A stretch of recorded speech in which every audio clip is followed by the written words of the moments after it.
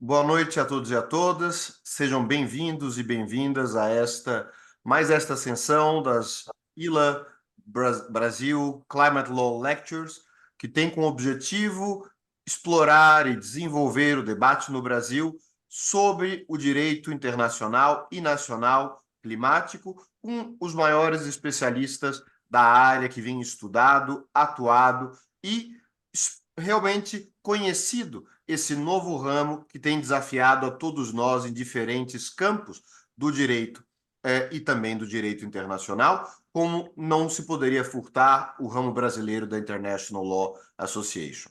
Na sessão de hoje, discutimos um dos julgamentos paradigmáticos no Brasil, que foi o julgamento da ADPF 708 e seus impactos na litigância climática brasileira. E para isso, convidamos o Dr. Caio Borges, do Instituto Clima e Sociedade. Dr. Caio Borges, ele é mestre em Direito e Desenvolvimento pela Escola de Direito de São Paulo, da Fundação Getúlio Vargas, doutor em Filosofia e Teoria Geral do Direito pela Universidade de São Paulo, com doutorado sanduíche pela Fudan University. Ele é Non-Resident Fellow do Center for BRICS Studies da Universidade de Fudan e do Centro para os Estudos para a África, América Latina e Caribe da Jindal Global University, na Índia. Hoje ele coordena o portfólio de Direito de Clima no Instituto Clima e Sociedade, que é um dos principais think tanks da área no Brasil.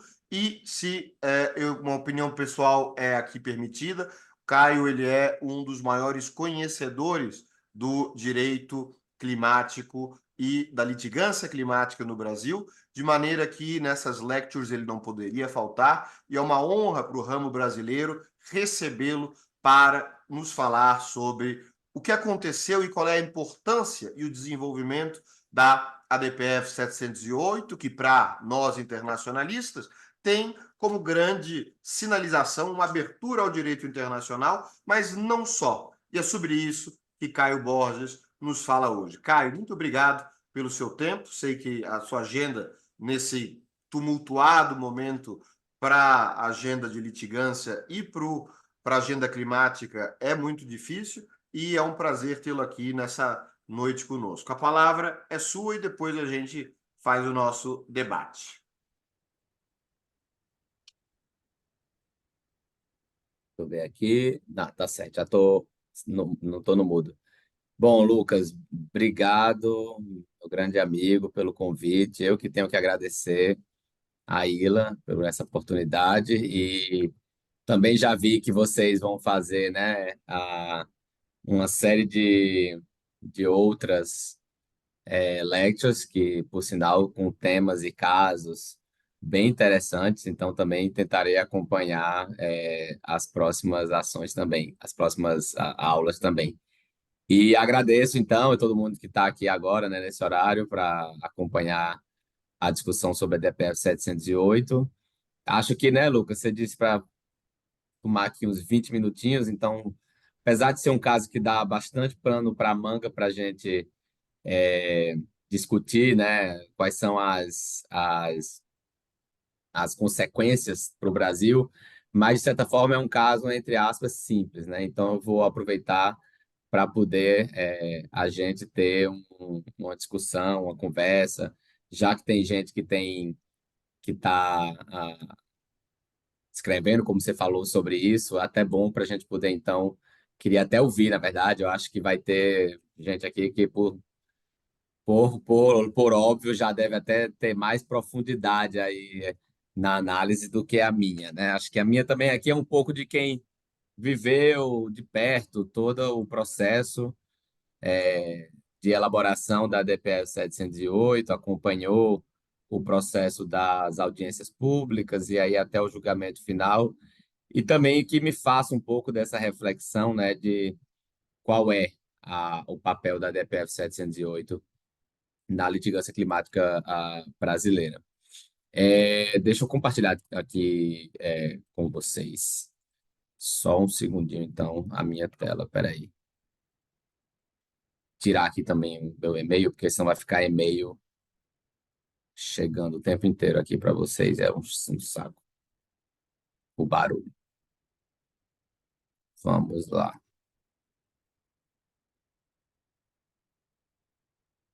Pronto, só faz um sinalzinho aí de que está tudo ok, que vocês conseguem ver? Estamos vendo. Ok, pronto, beleza. Então, os impactos da DPF 708 para a litigância climática brasileira. Confesso que esses impactos ainda serão sentidos no futuro, então, e até acho que, né, espero que a gente consiga ter que voltar a esse tema mais vezes, porque aí significa realmente que os impactos eles estarão sendo concretos, né, para a litigância no Brasil. Vou começar, então, falando um pouco sobre, né, o que foi a DPF 708, para depois a gente falar da questão mais do legado mais jurídico dessa ação. Então, qual foi a contribuição dela para o avanço da interpretação no Brasil sobre o direito do clima, né, também à luz né, de um caso de controle concentrado de constitucionalidade, como é um evento, né, da ILA. Então, assim, também acho que é importante a gente pensar duas coisas, né? Qual é o aspecto de direito internacional que a gente poderia ressaltar dessa ação? E aí, para isso, eu finalizo, então, trazendo.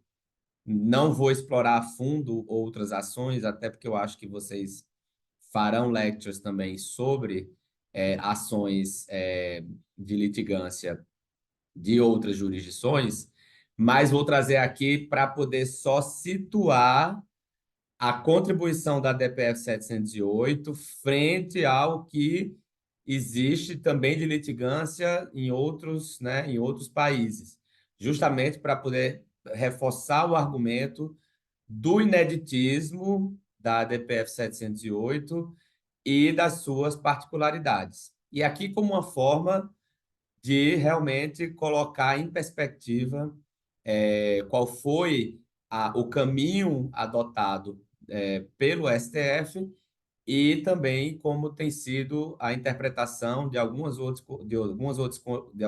cortes constitucionais relativamente às problemáticas que a gente vai colocar aqui, que é justamente, dentre elas, a capacidade de se obrigar o poder público a tomar ou não tomar uma decisão, ou instituir ou não instituir uma política pública a partir de comandos constitucionais de proteção de direitos humanos.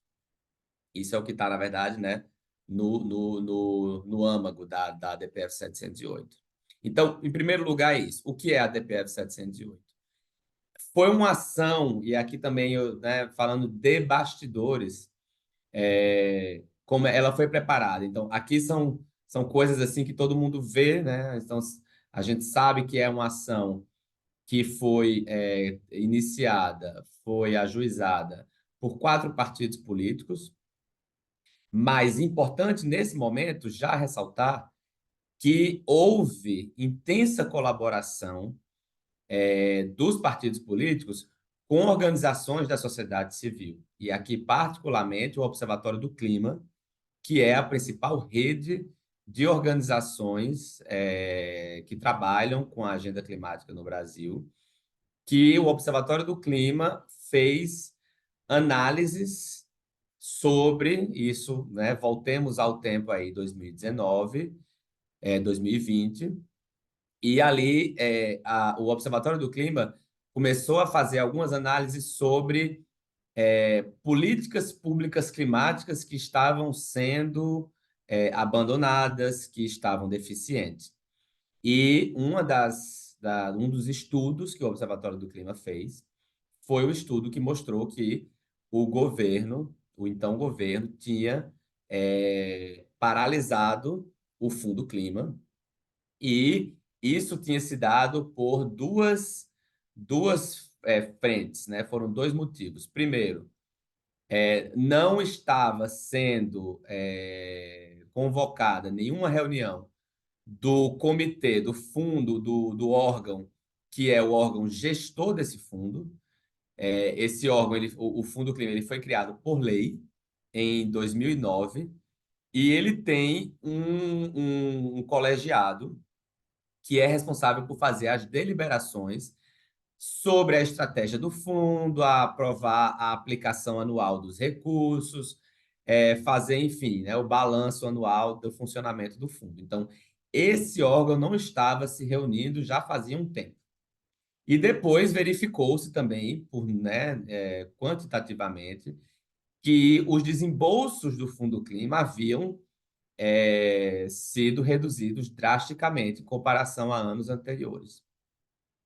E aí aqui vale também dizer que o Fundo Clima, então, mais uma vez, foi um fundo criado por lei. Ele é um fundo que é composto por duas modalidades. Uma primeira modalidade é uma modalidade reembolsável e a segunda modalidade é uma modalidade não reembolsável.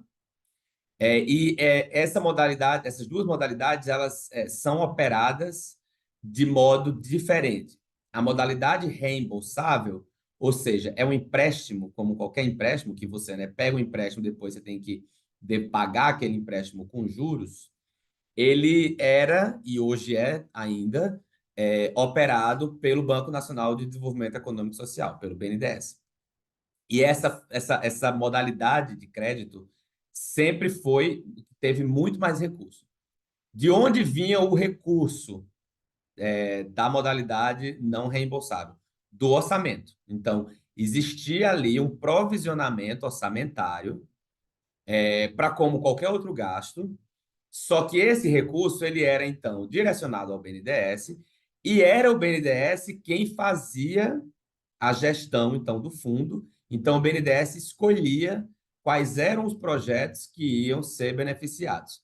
Até então, a maior parte dos recursos que o BNDES direcionava, né, via crédito, via Fundo Clima, eram recursos principalmente para a área de energia. Então, principalmente projetos na área de energias renováveis.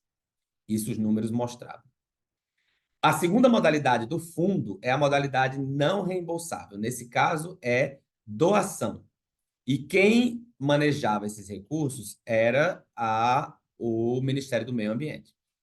Então, o Ministério do Meio Ambiente, ele era responsável, então, por desembolsar os recursos na modalidade não reembolsável. E se também havia, né, a transparência em relação ao uso desses recursos, podia-se ver que a maior parte dos recursos do Fundo Clima eram direcionados a entes subnacionais. Então, prefeituras, governos, órgãos públicos, pesquisas, por exemplo, de universidades. Tinha alguns projetos que também eram direcionados a organismos não governamentais. Então, essas são as duas modalidades que a gente tem do Fundo Clima, e ambas estavam paralisadas. E percebeu-se isso, então, isso baseou, então, esse estudo ele foi o fundamento técnico e fático para essa ação, que teve como fundamento jurídico a omissão inconstitucional de paralisar esse fundo, que é fundamental para o financiamento às políticas ambientais e climáticas. E que isso teria consequências porque, ao não desembolsar esse recurso para projetos que seriam importantes para a redução das emissões brasileiras, o governo, então, estaria descumprindo o artigo 225, que é o artigo que protege, né, o meio ambiente ecologicamente equilibrado. E, além disso, essa ação ela também argumentava que, como parte dos beneficiários do Fundo Clima eram os próprios estados e municípios, porque eles acessavam os recursos do fundo de modo a captar recursos para também fazer projetos verdes e projetos, né, de baixa emissão de carbono. Então, também havia ali uma violação aos princípios, né, do Pacto Federativo. Então, esses foram os principais argumentos levados ali, os fundamentos jurídicos da ação. E o que se pedia, então, era que a União reativasse o fundo em respeito justamente aos direitos fundamentais e também ao Pacto Federativo. Esse foi o pedido, tá? Aqui eu ressalto que não houve o pedido, e esse pedido depois ele até foi feito durante o processo, inclusive não foi aceito, porque não constava dos pedidos originais, o pedido de reformulação do órgão, que é o órgão responsável por gerir o fundo não do ponto de vista de gerir, né, o desembolso do fundo, porque isso é a MMA e o BNDES, mas o comitê gestor, então, do Fundo Clima, ele tinha sido modificado pelo governo e essa mudança ela tinha principalmente retirado assentos de alguns atores, inclusive dos estados, além de assentos da sociedade civil. Então, teve também ali uma questão de prejuízo da participação no processo decisório, né, sobre a estratégia desse fundo, mas isso não foi um pedido explícito da ação, então até foi rejeitado esse pedido que foi realizado já no curso do processo. Uma primeira, então, alguns andamentos, né, etapas que foram chave nesse processo. Primeiro, ao recepcionar a ação, o ministro Barroso, que foi o relator dessa DPF, já identificou uma possível existência de um estado de coisa inconstitucional em matéria ambiental, que depois não foi mais aprofundado nessa ação.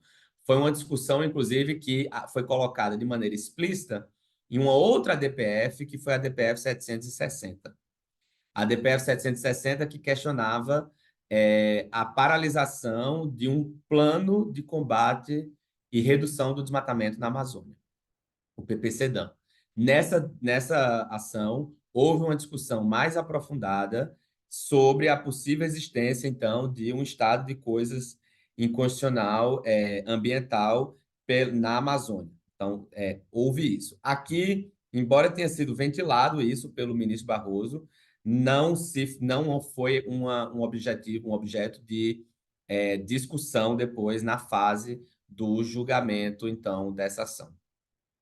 E já também nessa decisão monocrática, o ministro Barroso já deixou bem claro, e acho que foi o primeiro pronunciamento do judiciário brasileiro, relacionando a proteção climática com o usufruto e o gozo de outros direitos fundamentais que são reconhecidos pela Constituição. Então, direito ao lazer, direito ao trabalho, direito à saúde. Então, ali já houve também um pronunciamento do STF de que o meio ambiente ecologicamente equilibrado, que envolve também a proteção do sistema climático, seria uma pré-condição para a proteção, para o usufruto de outros direitos. Isso também é algo importante de ser ressaltado aqui, porque mesmo na ONU, esse reconhecimento dessa interdependência entre o direito ao meio ambiente ecologicamente equilibrado, os direitos ambientais, né? Ou mesmo a mudança do clima e direitos fundamentais, não veio assim de maneira tão fácil. Então, não é um reconhecimento óbvio, foi uma construção que levou muito tempo. No primeiro momento, a própria ONU, ela negava que a mudança do clima pudesse violar direitos fundamentais e foi um reconhecimento que aconteceu já há um bom tempo, 2009, e que tem sido reafirmado por meio de resoluções do Conselho de Direitos Humanos da ONU e da própria Assembleia Geral da ONU, mais recentemente, que então reconheceu o meio ambiente ecologicamente equilibrado como um direito humano. Mas esse pronunciamento ele é relevante do ponto de vista justamente dessa interpretação sobre a interdependência entre direitos fundamentais em geral, direitos humanos em geral, com, né, o meio ambiente ecologicamente equilibrado e, mais recentemente, com a necessidade de se proteger a estabilidade do sistema climático. Depois disso, o ministro Barroso convocou uma audiência pública que foi realizada em setembro de 2020 ou 2021. E essa audiência pública ela contou, então, com mais de 60 especialistas de diferentes perfis. Foram ouvidos desde cientistas, ambientalistas, indígenas, representantes do setor empresarial, economistas, pesquisadores, parlamentares, organismos internacionais e representantes, obviamente, dos governos federal e estaduais.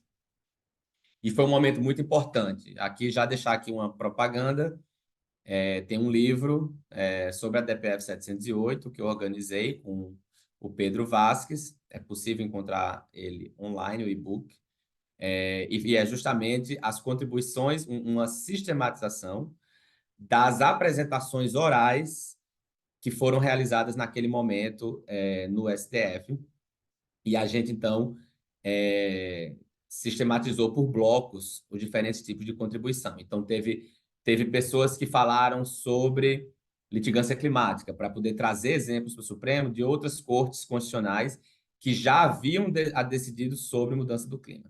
Esse foi um bloco.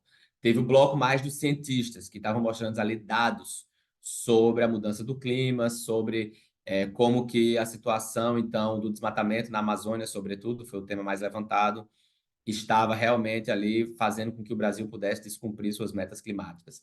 Houve pessoas que falavam mais de uma perspectiva econômica, dos prejuízos econômicos para o Brasil, de a gente não tomar medidas em relação ao clima. Então, foi muito rica, a gente sistematizou isso, as apresentações orais foram atualizadas, foram aprimoradas, e isso gerou, então, um livro que está disponível tanto para compra, quanto acho que está disponível também em e-book na internet.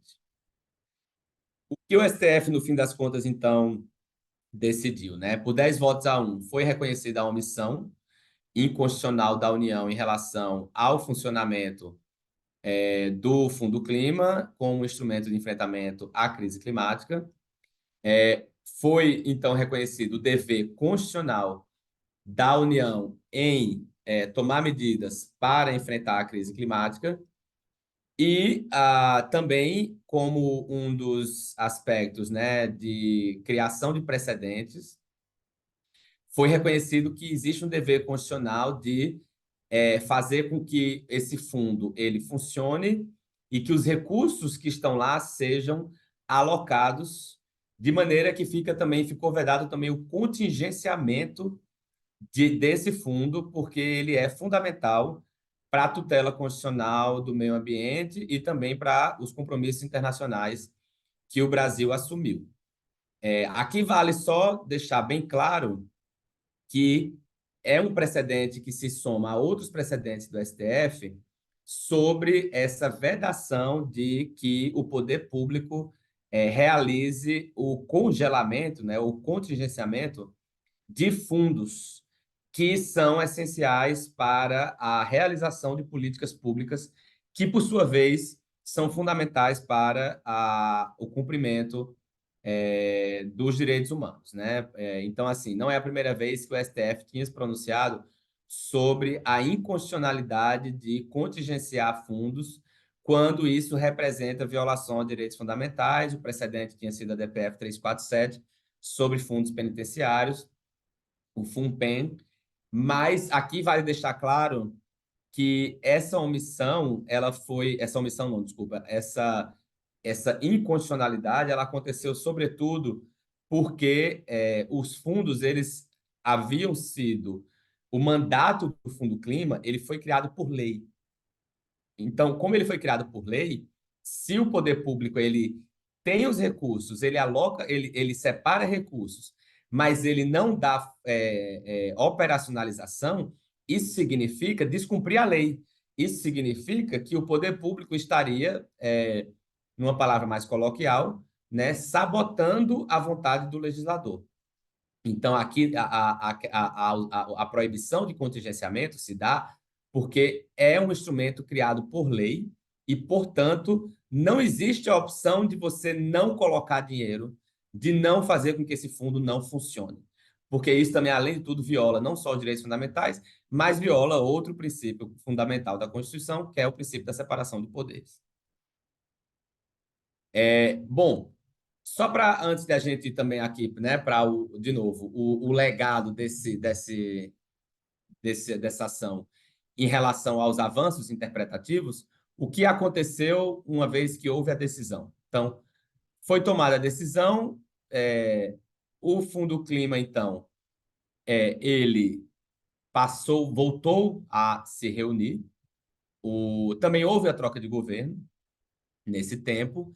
Então, com a troca de governo, também houve já uma retomada do Fundo Clima, com retomada dos desembolsos, tanto que depois da decisão do STF, como havia, né, um contingenciamento acumulado, a transferência que foi realizada para o BNDES foi, inclusive, a maior transferência histórica, porque somou aí alguns anos de recursos para a modalidade reembolsável, mas para a modalidade não reembolsável, infelizmente, o STF não entrou nesse detalhe, porque não foi pedido.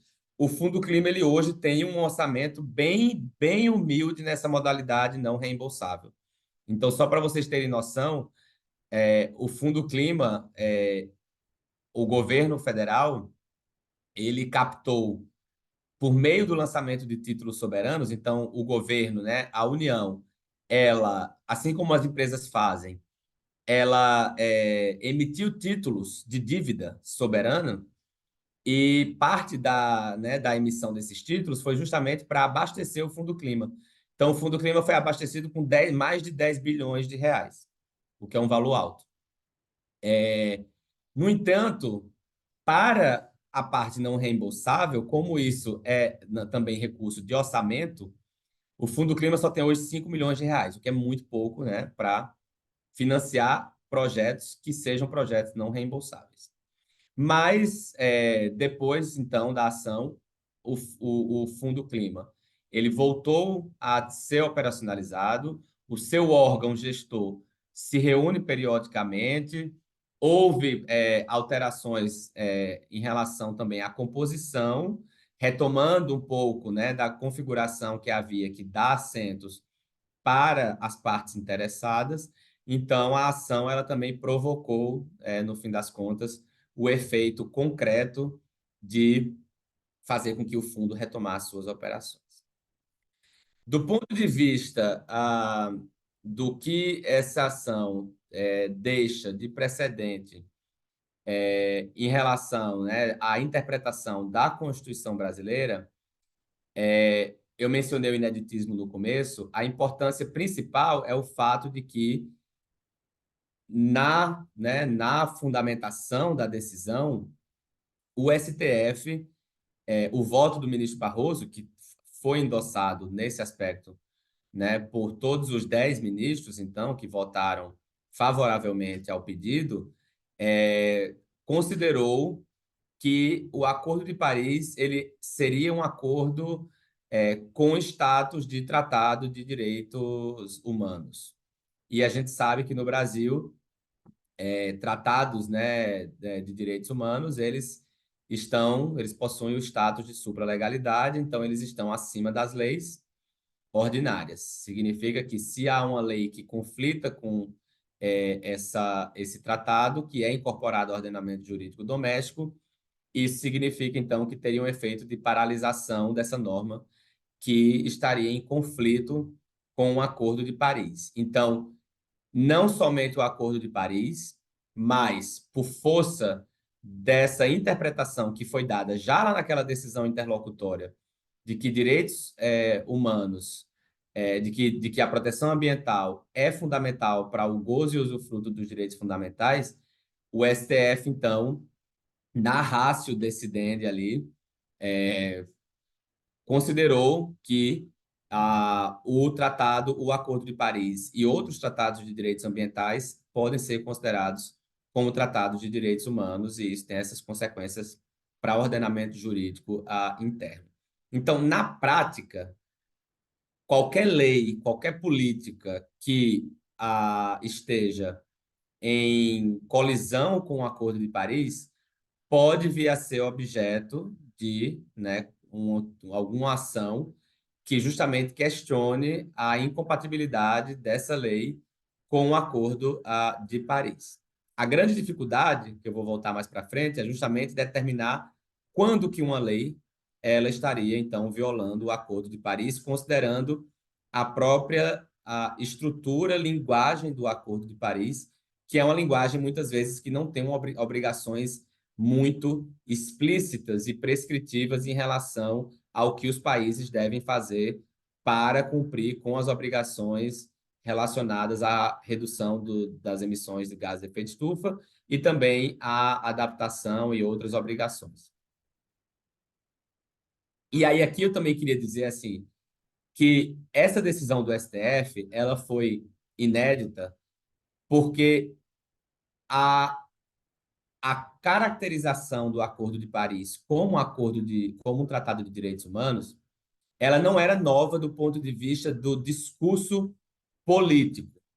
Então, desde a assinatura do Acordo de Paris e antes, né, os movimentos sociais e as organizações da sociedade civil já buscavam tratar o Acordo de Paris como um acordo, como um tratado de direitos humanos, exatamente porque já entendiam que a mudança do clima é talvez a maior ameaça que a gente tem hoje, do ponto de vista, né, sistêmico e global, para os direitos humanos, considerando que não basta, né, não, infelizmente, a gente tem um exemplo atual e que está acontecendo agora do Rio Grande do Sul, que mostra que como desastres podem ser agravados por causa da mudança do clima e como que a mudança do clima, então, ela acarreta de maneira muito concreta uma série de violações a direitos humanos.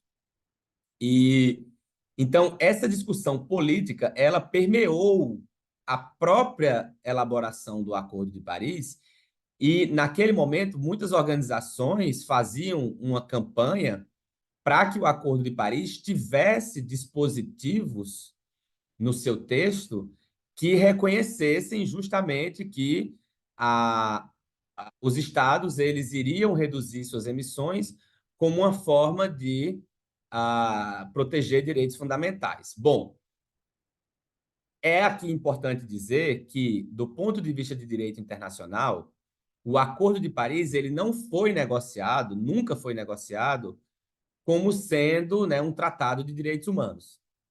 Ele não foi, não, o mandato, por exemplo, para negociar o Acordo de Paris, ele não saiu do Conselho de Direitos Humanos da ONU. O mandato para negociar o Acordo de Paris, ele veio das próprias deliberações no âmbito das conferências das partes, da Convenção Quadro das Nações Unidas sobre Mudança do Clima, que é o instrumento base, é a norma fundamental, por assim dizer, do regime de mudanças climáticas, do regime internacional. Então, existe né, uma diferença nesse sentido de origem. E, além de tudo, a gente sabe que países, inclusive como o Brasil, costumam, né, na arena internacional, no plano internacional, ter uma posição que seria uma posição de não gerar interferências nos regimes e separar muito bem os regimes para que haja exatamente alguma espécie de autonomia, ou não sei se seria autonomia, mas espaços de discussão sobre problemas globais nas instituições que foram estabelecidas para tanto. Então, esse é o argumento que, historicamente, o Brasil é um dos países que sustenta esse tipo de posição. Então, mudança do clima é algo a ser discutido, o mandato da Convenção Quadro da ONU, não é o mandato do Conselho de Direitos Humanos, portanto, não se submeteria. Eu acho que aqui a gente pode ter muitas discussões, que eu não vou entrar, né, sobre toda essa questão de como que enfim, essa fragmentação ou essa coexistência dos regimes no direito internacional. Mas esse foi um dos argumentos utilizados à época para dizer que não se estava negociando um tratado de direitos humanos, e sim um acordo que tem por tutela proteger o sistema climático e isso no âmbito da Convenção Quadro. Então, assim, a decisão do STF ela tem esse simbolismo muito forte e internacionalmente foi recebida assim, né, com impacto, justamente porque já havia sido uma discussão muito intensa quando o Acordo de Paris estava sendo negociado. E direitos humanos no Acordo de Paris só aparece no preâmbulo. Tem alguma outra linguagem de direitos humanos que aparece no decorrer do texto, algumas questões como proteção, por exemplo, de direitos, né, de gênero, mas não é assim um tratado que tem uma linguagem e uma construção que assim poderia ser dito como claramente um tratado de direitos humanos. Então, é uma forma de interpretar que vem justamente dessa interconexão entre a obrigação dos estados de tomar medidas para reduzir as emissões e também para adaptar e outras obrigações relacionadas que estão ali no Tratado do Acordo de Paris e na Convenção da ONU sobre Mudança do Clima, mas que isso reflete, né, qualquer omissão nesse sentido poderia gerar uma violação cruzada em relação às obrigações assumidas nos diplomas que protegem direitos humanos. Então, essa é a lógica, né, por trás de tratar. Eu trouxe aqui um outro caso, que não é o caso, e não vou também entrar em detalhes, mas essa é só um caso para ilustrar que no Brasil a gente tem avançado por meio da litigância climática nessa interpretação ou nesse uso do direito internacional como um fundamento para decidir sobre obrigações domésticas, que isso é muito também controverso na litigância climática ao redor do mundo. Então, várias ações de climáticas que são ajuizadas em outros tribunais, elas discutem se, por exemplo, o Acordo de Paris ele tem força normativa naquela jurisdição, se é possível judicializar uma questão climática com fundamento no Acordo de Paris ou não, se os tribunais domésticos eles sequer teriam competência para julgar o tema da mudança do clima, porque é um tema que supostamente então seria justamente de competência dos organismos que tratam do tema, e aí não existe nenhuma corte do clima internacional, né? Mas então seria, sobretudo nesse caso, uma discussão mais política e não, né, uma discussão jurídica. E só para dizer que o Brasil, além de ter, então, reconhecido o Acordo de Paris como exigível como parte do ordenamento jurídico brasileiro, até porque passou por todo o rito, né, de internalização, assinatura, ratificação, tem decreto, né, legislativo, decreto executivo, então é uma legislação que foi incorporada. O STF, então, disse que essa legislação, além de ter sido incorporada no ordenamento jurídico brasileiro, tem um status superior a uma legislação ordinária.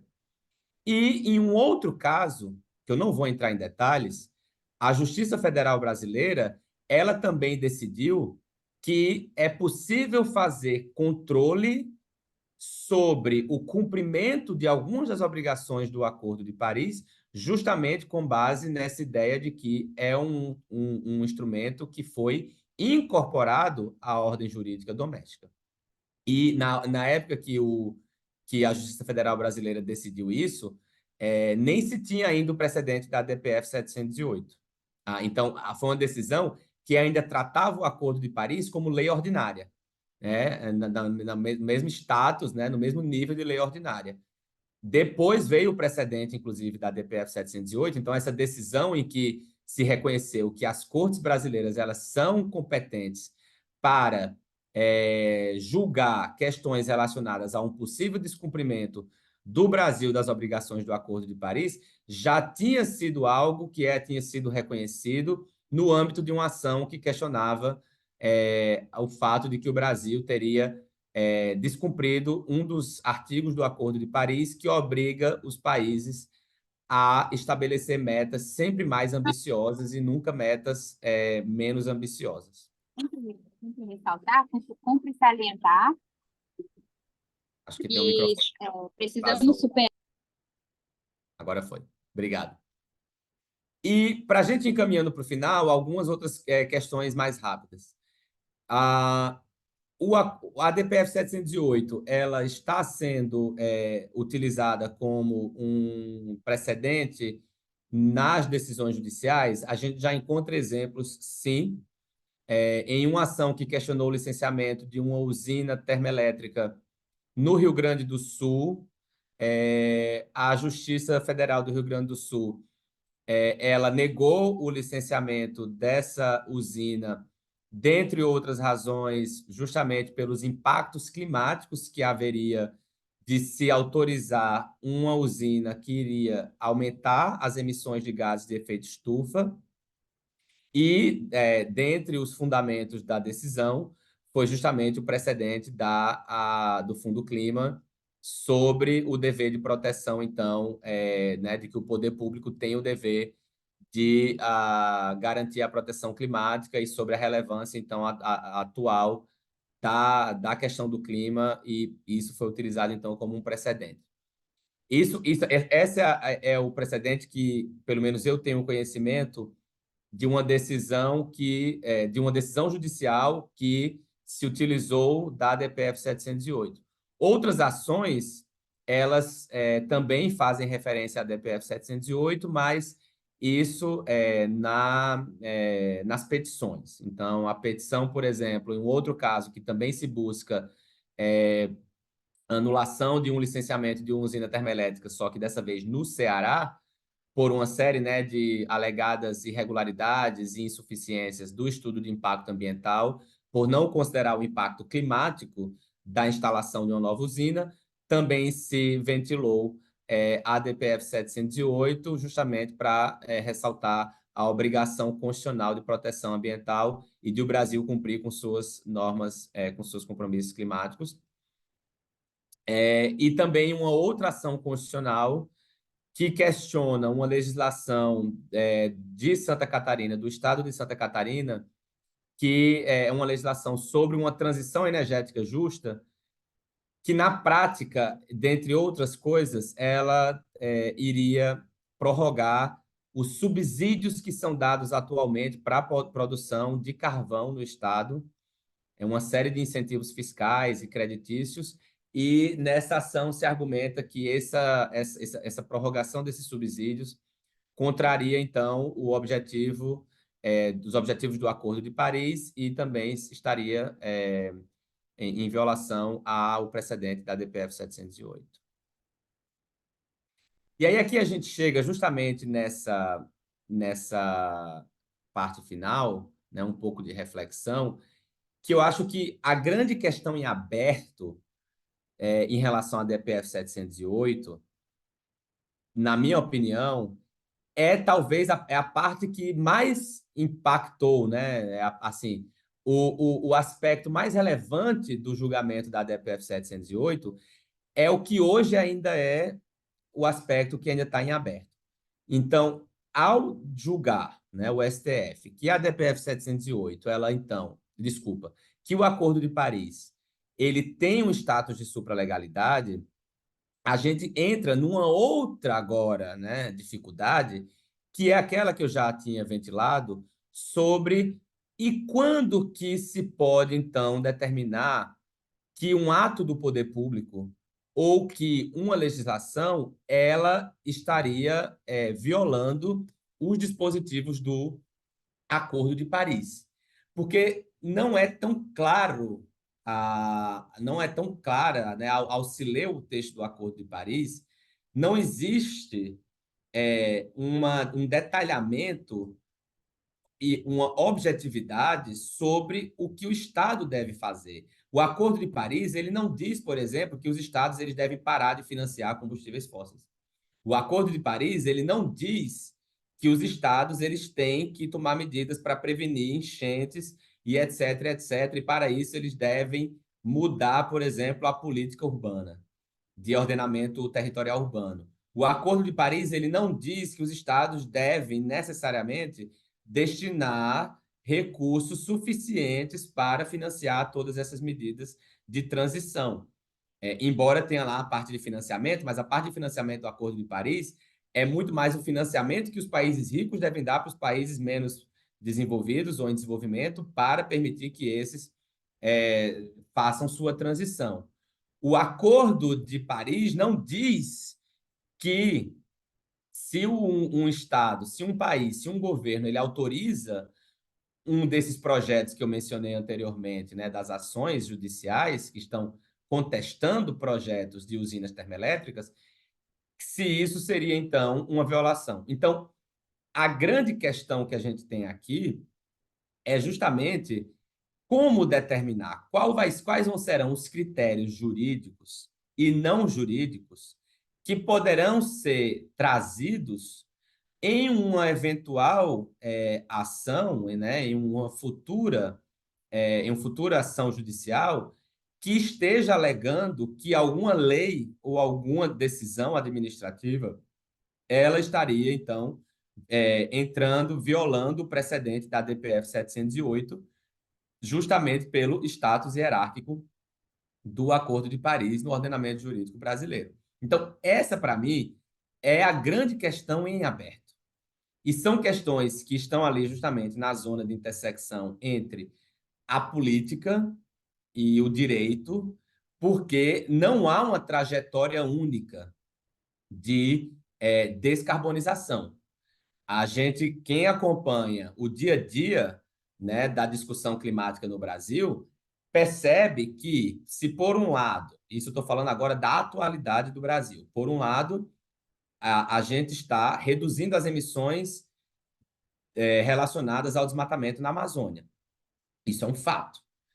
Por outro lado, o Brasil pretende explorar, como o próprio, né, os representantes do governo falam, até a última gota de petróleo. Então, de que maneira a gente pode imaginar que esse precedente poderia ser invocado no futuro para justamente questionar medidas que possam estar em tese em contrariedade com o Acordo de Paris. E isso vai exigir muita assim, ainda elaboração doutrinária, que vai precisar também de muita referência à ciência climática e uma construção e uma interpretação de outros dispositivos do Acordo de Paris que não foram tão relevantes nesse caso, mas que no futuro poderão ser relevantes, como, por exemplo, o dispositivo do Acordo de Paris que diz que as metas dos países elas devem ser informadas pela melhor ciência disponível. E isso é fundamental no momento, por exemplo, que os países eles vão ter que apresentar, entre esse ano e o próximo ano, novos compromissos climáticos. E esses compromissos climáticos, eles são compromissos que tanto são compromissos internacionais, como também, como é o caso do Brasil, eles também são compromissos domésticos, porque o Brasil também tem sua própria legislação, sua própria política, seus próprios planos climáticos domésticos. Então, existe aqui, assim, algo muito grande a ser explorado, com várias questões que não foram, como eu mencionei agora, relevantes para a decisão do Acordo de Paris, mas que ficaram de fora, mas que serão muito importantes no futuro para garantir que esse precedente ele possa servir como uma âncora para uma trajetória de descarbonização do Brasil e como possível norte para a correção de rumos, caso a gente verifique que a política está indo numa direção contrária. Nesse momento, é um momento em que o Brasil está restabelecendo várias políticas climáticas, que o Brasil está reconstruindo instrumentos, mas a gente não sabe se isso vai ser recebido como o suficiente para cumprir justamente com o dever constitucional de proteção. E não é a primeira vez, e não seria, se alguém questionar, por exemplo, alguma insuficiência de alguma meta brasileira, o que não aconteceu até agora, tá? Precisa deixar isso bem claro. A gente nunca teve um caso no Brasil que questionou o Brasil está fazendo pouco, porque no contexto internacional e dentro das capacidades brasileiras, no geral se entende de que o Brasil, mesmo estando hoje aquém, porque não atualizou suas metas desde 2016, mas que ainda assim a gente é um país que não estaria numa situação de flagrante, né, insuficiência das suas metas. Agora, tudo isso é muito dinâmico, porque, obviamente, a emergência climática ela vai ficando mais severa e também uma questão de expectativa social em relação ao que se espera para o futuro, né, em relação às medidas de mitigação e agora cada vez mais de adaptação. Então, eu queria encerrar dizendo isso, né, assim, a DPF 708 ela já trouxe muita coisa, mas o potencial dela ainda, inclusive, está por vir, a depender justamente de como que a gente vai compreender o seu potencial para orientar o futuro da trajetória das políticas climáticas brasileiras. Vou parar aqui, então, o compartilhamento. Obrigado, Lucas. Fica aqui à disposição para a discussão. Muito obrigado, Caio, por essa excelente exposição, não só sobre a DPF, mas sobre as suas potenciais implicações e sobre o que ela significa para o futuro. E eu concordo em grande parte com as tuas provocações, que ela deixou de dizer muita coisa. Mas vamos deixar isso para o debate. Eu vou encerrar aqui a gravação e iniciar. Já há mãos levantadas aqui de perguntas para o Dr. Caio Borges, a quem, mais uma vez, em nome da Ilha Brasil, eu agradeço a disponibilidade de conversar aqui conosco. E aqueles que assistem no YouTube, convido mais uma vez a participarem das próximas, se inscrevendo no formulário, estar aqui conosco online, mas na sessão fechada para participar da discussão. Deixe-me encerrar oficialmente a gravação.